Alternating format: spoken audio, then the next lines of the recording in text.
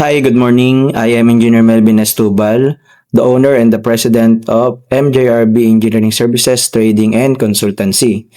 So, for almost 4 years, we already have partnership and build a relationship with PUP Maragondon Campus. And one of our partnerships provide assess training and support for the BSc and DET students to provide internship program. And I would like to name some students who excel in their own department. We have Nicole Mojica, who's in charge in the project management, Adam Roy Masa and Jassy Gakayan, Roman Binasa, who's in charge in CAD and design department. So their activity is to visit the companies together with the engineers and provide or proposed plan, especially for the design analysis of a company. So they have lots of accomplishments already shown while they are here at MJRB. So for Nicole, she provided a lot for the producing the timelines and activities, break down all the scope of works provided for a company. She supports some engineers here, providing some detailed activities to be completed for the different projects. And for Roman, Jassy, and Adam, they help us to provide as built